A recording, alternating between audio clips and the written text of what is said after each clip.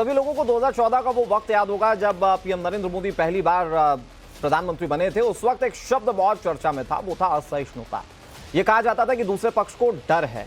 अब क्या मौजूदा समय में स्थिति ये है कि किसी एक पक्ष पर डर जानबूझकर थोपा जा रहा है क्या? क्योंकि देखिए, हिंदू त्योहारों को जिस तरह से निशाना बनाया जा रहा है, सवाल ये कि क्या एक मोनोपोली के तहत ये सब कुछ किया जा रहा है? इस पर बातचीत करने के लिए हमारे साथ कई सारे मेहमान जुड़ गए। हमारे साथ राकेश त्रिपाठी जुड़ गए जो कि बीजेपी के प्रवक्ता हैं।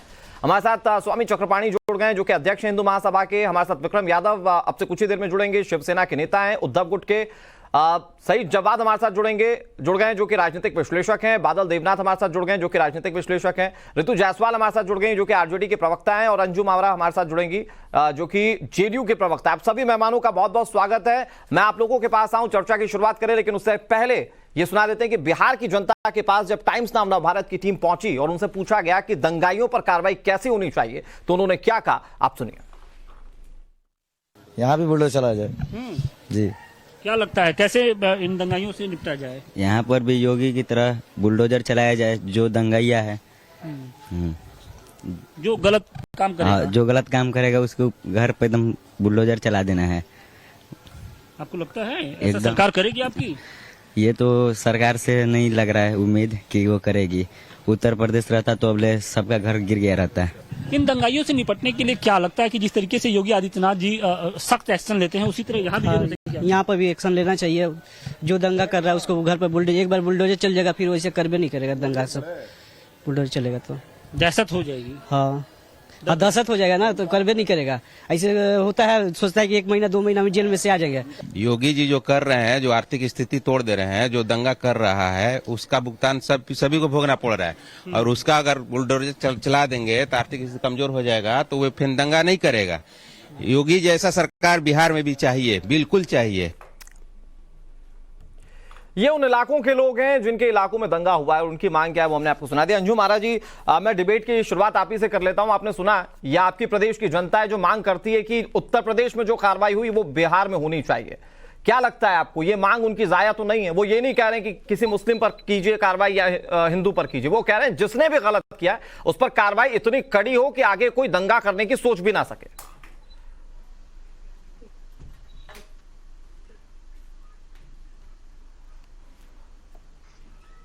अंजू महाराज जी, आप सुन पा रही हैं? चलिए, हो सकता है उन तक आवाज ना पहुंची। यही सवाल ऋतु जायसवाल जी आपसे, क्योंकि आप तो सत्ता चला रही हैं जेडीयू के साथ मिलकर, तो आपकी प्रदेश की जनता मांग कर रही है कि आप उत्तर प्रदेश की तरह मॉडल अपनाइए और दंगाइयों पर कार्रवाई कीजिए।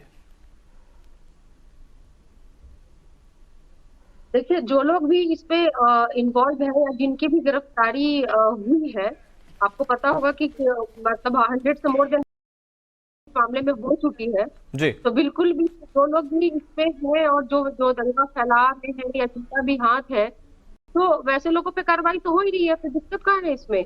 नहीं, वो कह रहे हैं कि कार्रवाई इतनी कड़ी होनी चाहिए कि अगली बार कोई दंगे की सोचे तो अंदर से सिहर उठे। वो क्या रहा है कि आप दंगे पर कार्रवाई करती है, दंगा रुकता है, लेकिन अचानक वो भड़क उठता है। आईपीसी की धारा में जो दंगा करने वाले लोग हैं उनके लिए ऑलरेडी सजा का प्रावधान है। हाँ। और उस सजा के प्रावधान के तहत जो सजा कानून के तहत जो होगा वो तो दिया ही जाएगा। ठीक है, कानूनी कार्रवाई की जाएगी राकेश त्रिपाठी जी। लेकिन सवाल इस बात को लेकर है कि देश में जिस तरीके से आप चाहे वो 2022 की बात कर लीजिए, 2023 की बात कर लीजिए, हिंदू त्योहार, खासतौर पर वो त्योहार जो भगवान श्री राम से जुड़ जाते हैं, उस पर जिस तरह से दंगे हो रहे हैं, क्या ये सर एक मोनोपोली के तहत किया जा रहा है? क्या ये जानबूझकर हिंदू धर्म से जुड़े हुए त्योहारों पर एक इमेज मेकिंग की कोशिश की जा रही है क्या? क्योंकि बाकी दूसरे त्योहारों पर देखें इस तरह की चीजें सामने नहीं आती। देखिए, आपके रिपोर्टर के साथ बातचीत में जो बिहार की जनता ने शब्द कहे हैं, उनके पीछे एक तथ्यात्मक आधार है। वर्ष 2017 से पहले उत्तर प्रदेश में भी इसी प्रकार के हालात होते थे।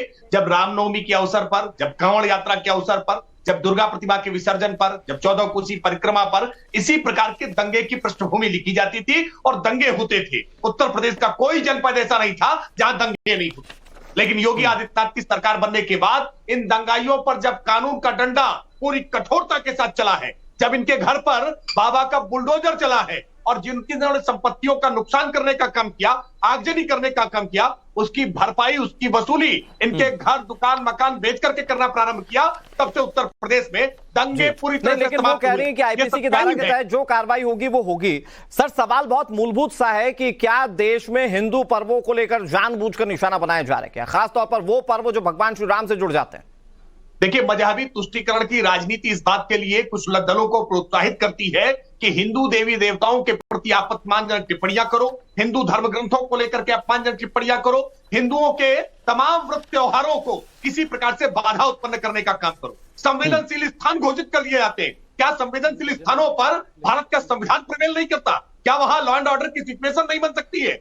ये दुर्भाग्यपूर्ण है कि इस देश में Sapa, Basapa, RJD, JDU, Congress, NCP, TMC ऐसे कुछ राजनीतिक दल हैं जो तुष्टीकरण की राजनीति में इतने अंधे हो गए हैं कि बहुसंख्यकों का अपमान करने का प्रयास कर रहे हैं। और मैं एक उदाहरण देकर के कहूंगा कि भारत इकलौता मुल्क है जहां बहुसंख्यक पिट रहा है और अल्पसंख्यक पीट रहा है। दुनिया में नहीं, लेकिन सर आयरनी तो यह है कि कहा यह जाता है कि अगर बहुसंख्यक पिट रहा है तो इसकी जिम्मेदार भारतीय जनता पार्टी, केंद्र में बैठी मोदी की सरकार। मैं आऊंगा सर इन्हीं सवालों के साथ में। सही जवाब मैं आपसे समझने की कोशिश करता हूं। सर, ये इत्तेफाक है या फिर कोई और बात है कि हमें ये सवाल पूछने पर मजबूर होना पड़ रहा है कि आप 2 अप्रैल 2022 से लेकर अब तक देखिए तो करौली, साबरकांठा, आणंद, खरगोन, लोहरदगा, जहांगीरपुरी, हावड़ा, सासाराम, बिहार शरीफ, मलाड में कितनी ऐसी जगह गिना दूंगा जहां पर या तो भगवान श्री राम या हिंदू पर्वों पर हिंसा हुई है और हिंसा का पैटर्न एक ही है। तो ये संयोग है या फिर प्रयोग है? ये तो प्रयोग है। और इस प्रयोग से फायदा किसको हुआ है? हिंदू और मुसलमान की राजनीति से।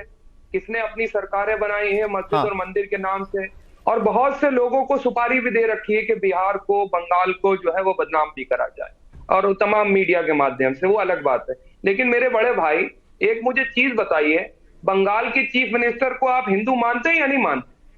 वो भी तो एक ब्राह्मण लेडी है। या आप नीतीश कुमार को हिंदू मानते हैं या नहीं मानते? या आप तेजस्वी को हिंदू मानते हैं या नहीं मानते? वहां तो मुसलमान कोई चीफ मिनिस्टर है नहीं। और पूरे भारत के अंदर कितने मुसलमान चीफ मिनिस्टर हैं, जरा बताएंगे? एक तरफ तो ये हिंदू एकता की बात करते हैं और दूसरी तरफ ही आप नीतीश कुमार के ऊपर हमलावर होते हैं।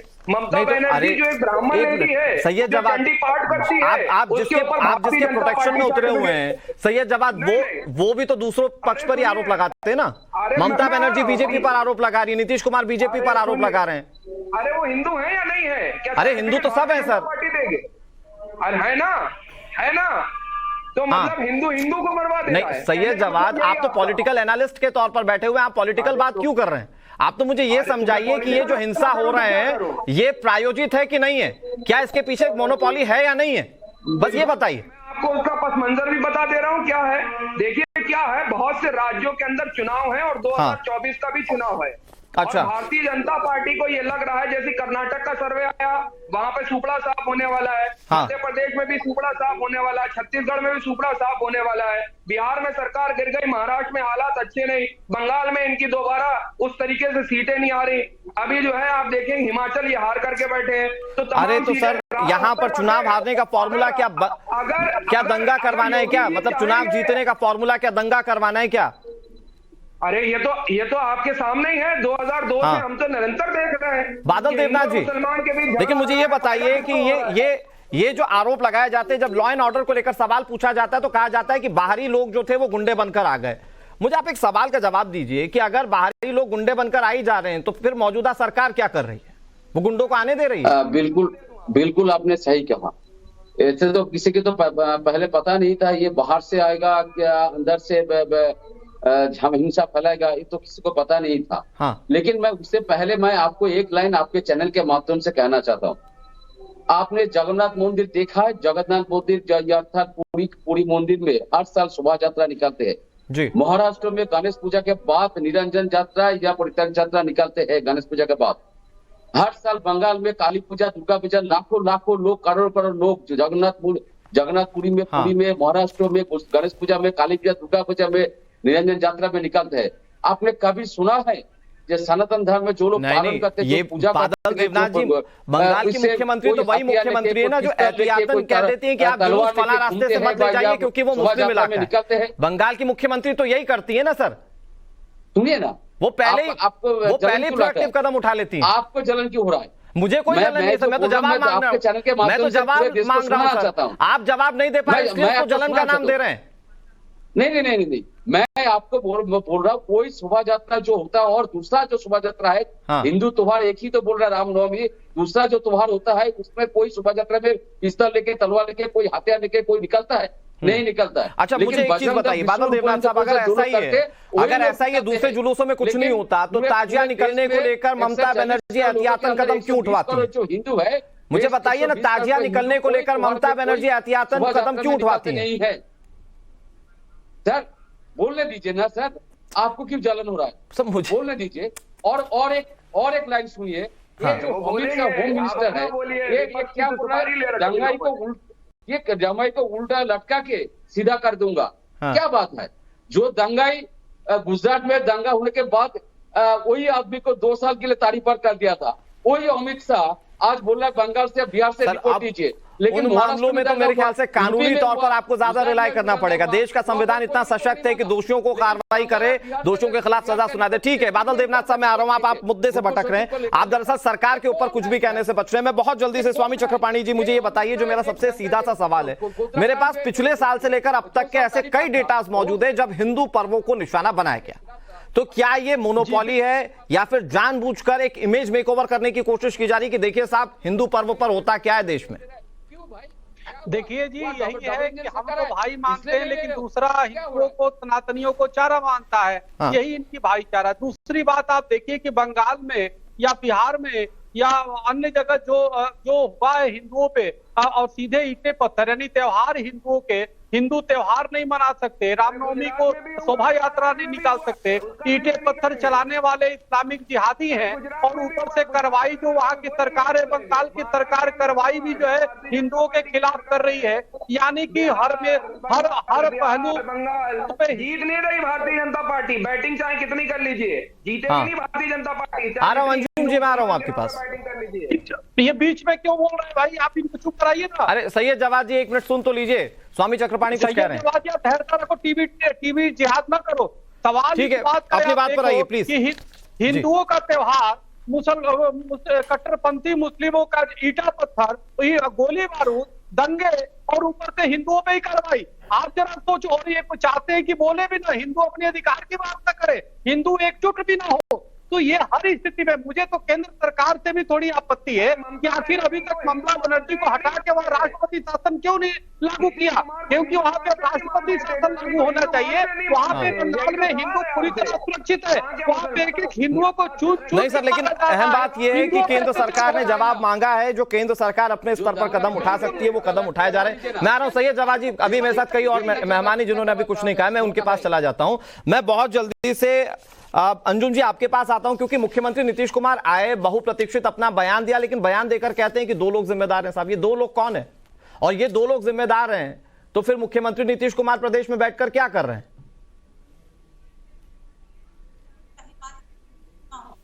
जो मामले में दुर्भाग्य और समाज नहीं हो सकता।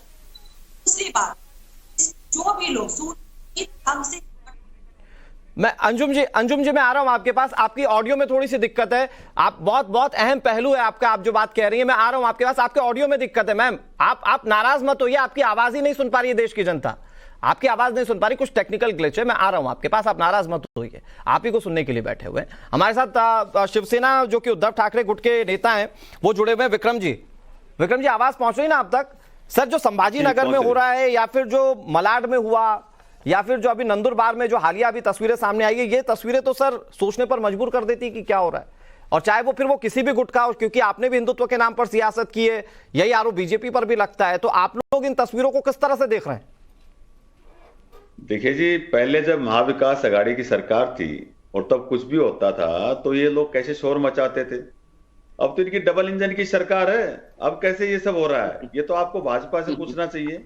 हाँ। अब ये कैसे हो रहा है? अब ये दूसरों पे आरोप लगाते हैं। आप मुझे बताइए, कोई ये जब केंद्र में एक मजबूत सरकार है और अभी महाराज जी भी कह रहे हैं और ये लोग भी कह रहे हैं कि भाई हिंदुओं के त्योहारों के ऊपर ये सब हो रहा है, तो फिर केंद्र सरकार क्या कर रही है? कौन ये लोग, कहां से इनको फंडिंग होती है? इनकी पहचान करनी चाहिए। इन्होंने पहले ये शोर मचाते थे कि हम हिंदुओं के ठेकेदार हैं, हम आए तो हम ये कर देंगे वो कर देंगे। अब 2 बार हिंदुओं ने सरकार बना दी और फिर भी वही हाल है। ये कह रहे हैं कि भाई बुलडोजर चलाते हैं।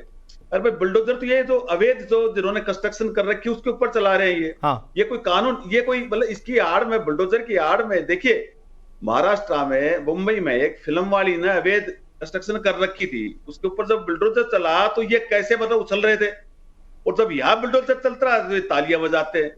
तो ये इनका ये कहना है कि भाई हम जो कहेंगे वही सब सही है। विक्रम जी, आपके साथ मिलकर जो भावी तौर पर चुनाव लड़ सकते हैं वो नेता या उनकी पार्टी ये कहती है कि बीजेपी जिम्मेदार है, आपको भी यही लगता है?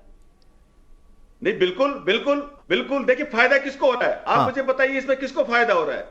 देखिए आज ये ममता बनर्जी के लिए बोल रहे हैं या बिहार में इनके लिए बोल रहे हैं, कोई भी सरकार अपने राज्य में दंगे क्यों करवाएगी, आप मुझे बताइए। अच्छा, ये बहुत अच्छा दिलचस्प पहलू है। मैं यही तो समझना चाह रहा हूं कि सर कोई भी राज्य सरकार अपने राज्य में दंगे क्यों करवाएगी, तो फिर गुजरात में क्यों हो रहा? अगर बीजेपी सब करवा रही तो गुजरात में कुछ नहीं होना चाहिए। फिर मध्य प्रदेश में पिछली बार खरगोन में क्यों हुआ, तब तो मध्य प्रदेश में कुछ नहीं होना चाहिए। फिर उसके बाद महाराष्ट्र में क्यों हुआ, क्योंकि वहां पर भी बीजेपी ही गठबंधन के साथ सरकार चला रही, तो वहां पर तो कुछ नहीं होना चाहिए। मैंने ये लॉजिक नहीं समझ में आ रहा। थोड़ा कुछ ये वहां भी कराना चाहते हैं। देखिए जब ये इस प्रकार के दंगे होते हैं तो किसको फायदा हो रहा है, आप मुझे बताइए किसको फायदा होता है? ठीक है, राकेश त्रिपाठी जी प्लीज जवाब दे दीजिए। कह रहे हैं कि दंगों से फायदा, सियासी तौर पर नफा नुकसान सिर्फ आप देख रहे हैं। देखिए दुर्भाग्यपूर्ण है जो लोग इस तरह की बात करते हैं, उनकी राजनीतिक समझ पर बहुत तरस आता है। इस देश की आजादी के साथ में मजहबी दंगे प्रारंभ हुए हैं जब भारतीय जनता पार्टी अस्तित्व में नहीं थी। इसलिए जो लोग ये कहते हैं वो सच को नकारना चाहते हैं। आंखें मूंदने से अंधेरा नहीं होता है।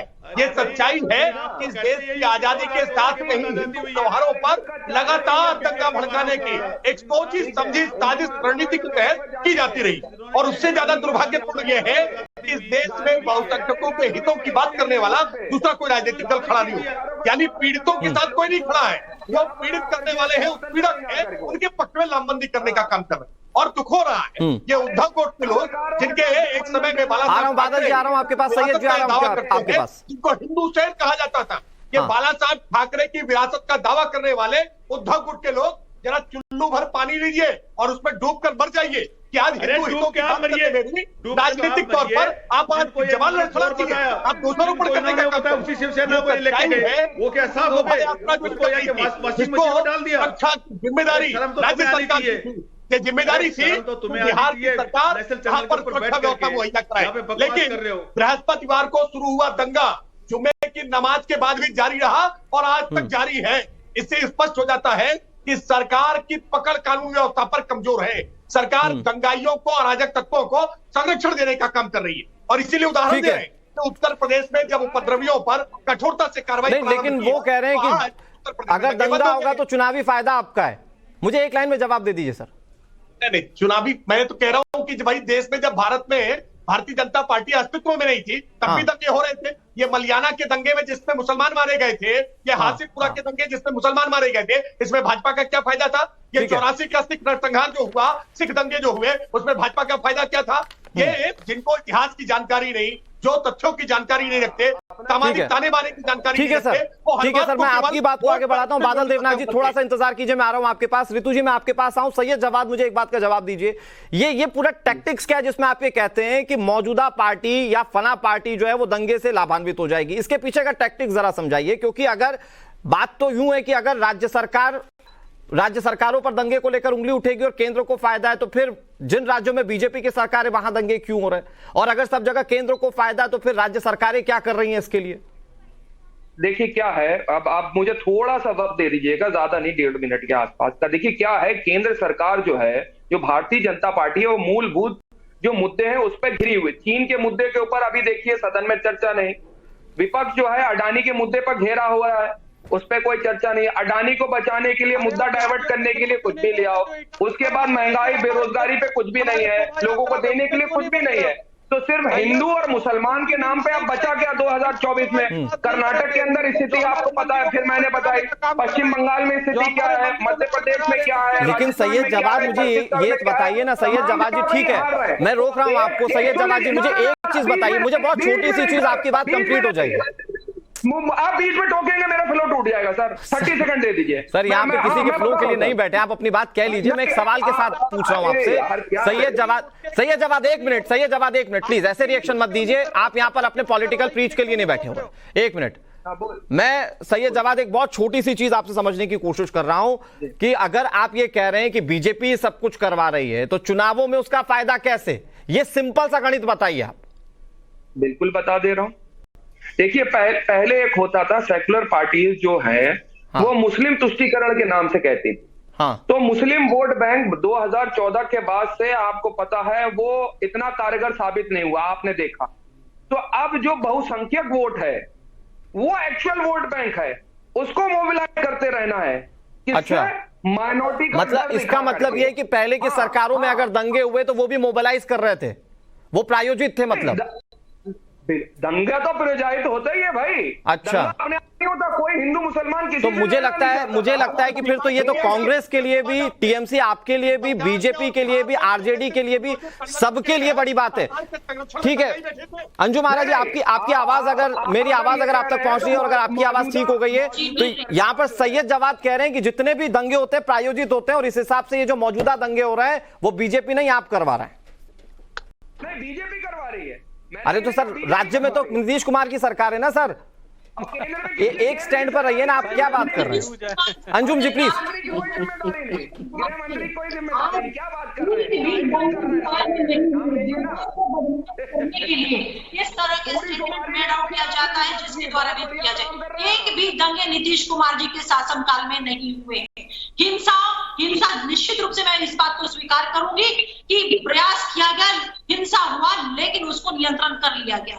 अभी राजगीर बिहार शरीफ के मामले में करीब लगभग 200 से ज्यादा लोगों की गिरफ्तारी की गई, सासाराम को नियंत्रित कर लिया गया, दोषियों के ऊपर कार्रवाई हो रही है। लेकिन सबसे बड़ा चिंता का विषय ये होता है कि बिहार की धरती पे जब वहां पे तनावपूर्ण माहौल था, देश के गृह मंत्री आते हैं और आ करके एक अल्फाज भी वो शांति की अपील जनता से नहीं करते हैं। वो क्या अपील करते हैं? 40 में 40 सीटें दोगे तो दूंगा या नहीं दूंगा, ये अपील नहीं किया जाता शांति के लिए। दूसरी बात, वहां से गैर संवैधानिक शब्दों का इस्तेमाल किया जाता है कि उल्टा टांग करके होश ठिकाने ला दिया जाएगा। झूठा स्टेटमेंट मेड आउट किया जाता है माननीय गृह मंत्री जी के द्वारा कि सासाराम में लोग मारे जा रहे हैं। हम लोग चुनौती देते हैं कि एक भी व्यक्ति का नाम और पता आप दे दीजिए। यहाँ के बिहार इकाई के माननीय प्रदेश अध्यक्ष कहते हैं कि भारतीय जनता पार्टी के कार्यकर्ताओं को मारा जा रहा है। हाँ। किन लोगों को मारा जा रहा है? इस तरह का बयान देकर के तनावपूर्ण माहौल बनाने की पूरी ठीक है, कोशिश की गई माननीय लेकिन गृहमंत्री। अंजुम जी, तनाव को रोकने की सारी जिम्मेदारी आपकी है ना। आप जो कह रही हैं, चलिए मान लेते हैं कि बीजेपी को उस पर जवाब देना है, बीजेपी इस पर पॉलिटिकल अपना कार्ड खेल रही है, लेकिन प्रदेश की जनता तो उम्मीद नीतीश कुमार से करेगी कि अगर सुरक्षित हमें कोई कर सकता है तो बिहार के मुख्यमंत्री कर सकते हैं। उन्हें थोड़ी समझ में आता है कि सेंट्रल से बैठकर कोई करवा रहा है। बिल्कुल स्टेट रिस्पॉन्सिबिलिटी है। हाँ राकेश जी, मैं आ रहा हूं, उसके बाद आपके पास आ रहा हूं। स्टेट रिस्पॉन्सिबिलिटी पीछे नहीं हटते और हमने नियंत्रित किया है, लेकिन देश के गृह मंत्री एक बार भी शांति की अपील। ठीक है राकेश त्रिपाठी जी, वो कह रहे हैं देश के गृह मंत्री दौरे पर जाते हैं लेकिन हिंसा रुकने के लिए एक शब्द नहीं कहते।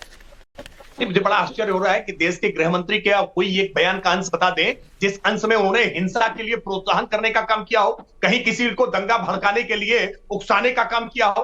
अरे भाई, दो टूक कह रहे हैं, तो दंगा समाप्त करने का तरीका ही मात्र यही है कि दंगाइयों को उल्टा लटका करके सीधा कर दीजिए, इन दंगाइयों पर कठोरता से कार्रवाई कीजिए। आपकी सरकार निकम्मेपन में डूबी हुई है, आपकी सरकार पूरी तरह से मजहबी तुष्टीकरण में डूबी हुई है। मैं आ रहा हूं राकेश जी, आपके पास, तमाम मेहमानों के पास आऊं। उससे पहले एक बड़ी खबर अपने दर्शकों को बता दें। कलकत्ता हाईकोर्ट का ममता सरकार को निर्देश, हनुमान जयंती पर कड़ी सुरक्षा की जाए।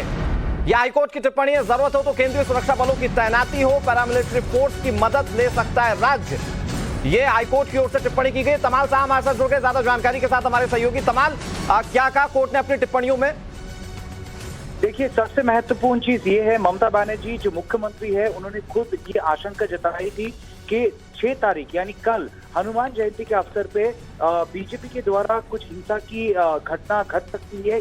ये आशंका उन्होंने राजनीतिक स्तर पे और पब्लिक मीटिंग से जताई थी और उसके ऊपर कलकत्ता हाईकोर्ट का जो इंटरिम ऑर्डर है साफ साफ कहा कि ऐसे टिप्पणी कोई ना करे मीडिया को और लोगों के सामने। एक दूसरा चीज है हावड़ा, शिवपुर और हुगली के रिश्ता में जो हिंसा की घटना घटी, उसके बाद स्टेट को सचेत होने के लिए कहा है और ज्यादा स्ट्रिंजेंट मेजर्स अडॉप्ट करने के लिए कहा गया है। ठीक है, जब परमिशन दिया जाए रैली के लिए। और ये भी बताया गया कि राज्य सरकार केंद्र सरकार से सेंट्रल पैरामिलिट्री फोर्स के लिए रिक्विजिशन भेजे ताकि पैरामिलिट्री फोर्स का भी मदद मिल सके। ठीक है, यानी कि हर वो कदम उठाए जाएं जिससे कि बंगाल में हिंसा एक बार फिर से ना हो, क्योंकि खुद मुख्यमंत्री ये कह रही थी कि हनुमान जयंती पर ऐसा हो सकता है। तमाम शुक्रिया आपका हमारे साथ बादल देवनाथ जुड़े में बतौर पॉलिटिकल एनालिस्ट। बंगाल के मामलों पर बहुत अच्छी पकड़ है, उनकी पॉलिटिक्स अच्छे से जानते हैं।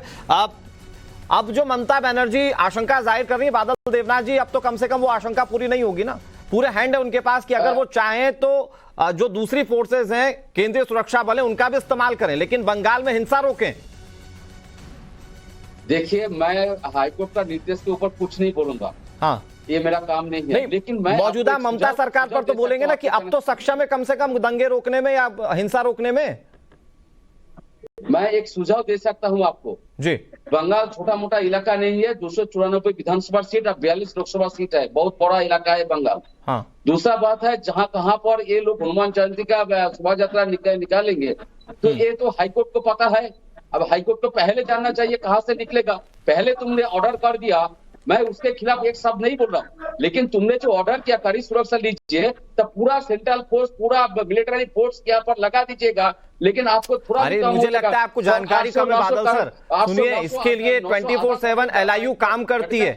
वो बताती है कि यहाँ पर इलाके जो है वो संवेदनशील है और यहाँ पर कदम उठाने की जरूरत है। आप सर क्या बात कर रहे हैं? आपका लोकल तंत्र कहाँ है? देने से पहले एक बार सोचना चाहिए। अरे सर, अब आप बोल रहे हैं मैं टिप्पणी भी नहीं करूंगा, फिर कह सब दूंगा और सुनूंगा किसी की नहीं। लेकिन और एक लाइन मैं आपको कहना चाहता हूँ, जो लोग ममता दीदी को बदनाम करना चाहते हैं, ममता दीदी सर हिंदू बदनाम नहीं, आप ज्यादा मेकओवर करने की कोशिश कर रहे हैं। बदनाम कोई नहीं कर रहा। मैंने तो सिंपल सा पूछा कि अब तो नहीं होगा ना सर? बस आप इसी बात को बंगाल की जनता को जवाब दीजिए, नहीं होगा। बस ये डंके की चोट पे ये कह दीजिए नहीं होगा। सर आप क्यों टोकते हैं बार बार? आप खुद टोकते हैं सर। आपको जाना होता है जापान, आप चीन पहुंच जाते हैं। मैंने बोला जो लोग बदनाम करते ममता दीदी के बारे में, मैं उन सभी को एक लाइन कहना चाहता हूँ। आइए दीघा में आइए, 200 करोड़ रुपया खर्चा करके दूसरा जगन्नाथ मंदिर हो रहा है, कालीघाट मंदिर, दक्षिणेश्वर मंदिर, तारापीठ जाइए, हर हिंदू मंदिर जहाँ पर है सभी जगह में जाइए। देखिए ममता दीदी ने मंदिर, मूर्ति और आसपास इलाका के कितने अच्छा से सजा दिया है। ठीक है, करोड़ रुपया। ठीक है सर, अच्छा है, टूरिज्म के हिसाब से बहुत अच्छा है, लेकिन सुरक्षा दीजिए तो बंगाल की जो जनता जो ऑलरेडी वहां रहती है वो भरोसा करेगी आप पर। राकेश जी, मैं मुझे थोड़ा सा वक्त दीजिए, मैं आ रहा हूं आपके पास। हमारे साथ आरजेडी की प्रवक्ता ऋतु जायसवाल लगातार जुड़ी है। ऋतु जी, आप लगातार सबको सुन भी रही हैं, लेकिन हनुमान जयंती को लेकर बंगाल को लेकर भी सेम सवाल है कि अब तो कुछ नहीं होगा ना? क्योंकि इससे पहले हर हिंदू पर्व पर जिस पर राम जी का नाम जुड़ जाए, वहां पर कुछ ना कुछ छोटी मोटी घटनाएं होती है जहां पर आम जनता पिसती है।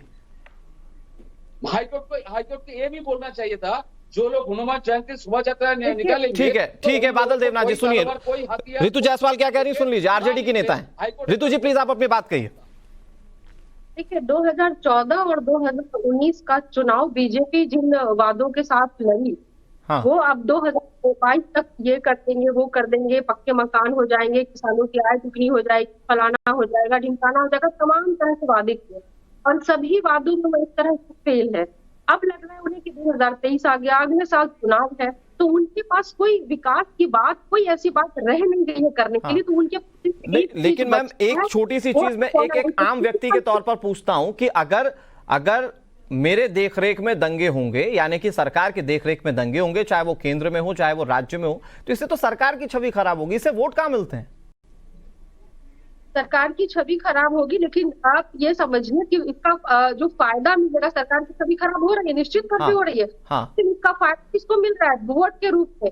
अगर किसी सरकार की छवि को खराब करके वोट का फायदा, जो वोट को पोलराइज कर रहा है, कट्टर हिंदू वोट जाएंगे बीजेपी की तरफ, जो मुस्लिम वोट जाएंगे MIM की तरफ, जो कि बीजेपी का ही बी टीम है, तो नुकसान तो ये तो मैम एक पहलू हुआ ना। हो सकता है कि सामने से कोई जानबूझकर हिंदू के पर्वों को निशाना बना रहा हो, ताकि वो ये बताए कि देखिए साहब, हिंदुओं के जो पर्व है उस पर कैसे हिंसा हो रही, बाकी पर्वों पे कुछ नहीं होता, बाकी पर्व बहुत शांति से निकल जाते हैं। और बहुत सारे होता है पूरा स्वामी चक्रपाणी जी, ये हो सकता है कि नहीं हो सकता है? पूरा साल में और यही एक ही पक्ष पर ठीकरा बोल दिया यही कंफर्म है। आप देखिए पूरे विश्व में जिस प्रकार से एक हिंदू फोबिया फैलाई जा रही है, देखो ना अमेरिका के जॉर्जिया में प्रस्ताव पास हुआ हिंदू फोबिया के खिलाफ, तो ये कहीं ना कहीं जानबूझ करके यहाँ पे भारत में किया जा रहा है। ये टूलकिट है, ये जो टूलकिट क्या बोलते हैं उसको, वही है। ये लोग जानबूझ कर, अभी सैयद जी कह रहे हैं कि ममता बनर्जी हिंदू नहीं है, नीतीश कुमार जी हिंदू नहीं, तो इनसे पूछना चाहता हूँ कि तारिक फतेह जी क्या मुस्लिम नहीं है? जो इस्लामिक कट्टरपंथियों के बात बोलते हैं तो उस समय आपकी सूंघ जाते हैं, आपकी जबान नहीं खुलती। तारिक फतेह साहब जी पूरे जो इस्लामिक कट्टरपंथियों के खिलाफ जो बोलते हैं उससे तो चुप कर जाते हैं, नहीं है पाकिस्तानी से आप करते हो आप जिहादियों के हम भारतीय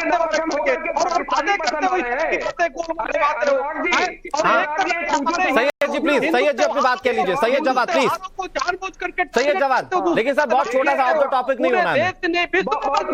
हाँ प्लीज, ठीक है। स्वामी चक्रपाणी जी, सैयद जवाद क्या कह रहे हैं सुनिएगा जी। सैयद जवाद प्लीज। अनुराग जी देखिए, यहाँ पर भारतीय जनता पार्टी के राकेश त्रिपाठी जी भी बैठे हैं, दूसरे और साहब भी, यादव साहब भी बैठे हैं, जेडीयू की प्रवक्ता सब बैठे हैं। अब आप देखिए, आप भी बैठे हैं, लेकिन किसी के पीठ पीछे आप देखिए तलवारें लगी हुई हैं, किसी के पीछे नहीं लगी होंगी। कौन बैठा है देख लीजिए, ये देख लीजिए, इनके पीछे देख लीजिए, पूजा होती है। सर सुनिए मेरी बात, सैयद जवाद क्या है, ये पीठ पीछे लगी तलवारें कभी नहीं काटती हैं, जो मन में छुपी हुई तलवारें ये ज्यादा काटती हैं लोगों को। यही तो समझाने की कोशिश कर रहा था मैं आपको, सही पकड़ा है, यही समझाने की कोशिश कर रहा था मैं। सब शांतिपूर्ण तरीके से बैठे हैं, लेकिन जो शांति की बात कर रहे हैं उनके पीठ पीछे देख लीजिए क्या है। ठीक है, ठीक है, डिरेल नहीं करते हैं, डिरेल नहीं करते हैं। मैं बहुत जल्दी से नहीं मैं विक्रम यादव जी, मैं सही लेकर, ठीक है, नहीं विक्रम यादव जी, लेकिन एक पक्ष पर बार बार ये कहा जाता है कि ये पक्ष जो है वो जानबूझकर दंगा भड़का रहा है ताकि उसको वोटों का फायदा हो सके, लेकिन फिर दूसरा पक्ष ये क्यों नहीं कर सकता? क्योंकि दूसरे पक्ष यानी कि सरकार की ओर से तो ये कहा जाता है कि जानबूझकर ये तुष्टीकरण की राजनीति है, इसीलिए जानबूझकर यही पक्ष मतलब विपक्ष के लोग जो है ये करवा रहे हैं।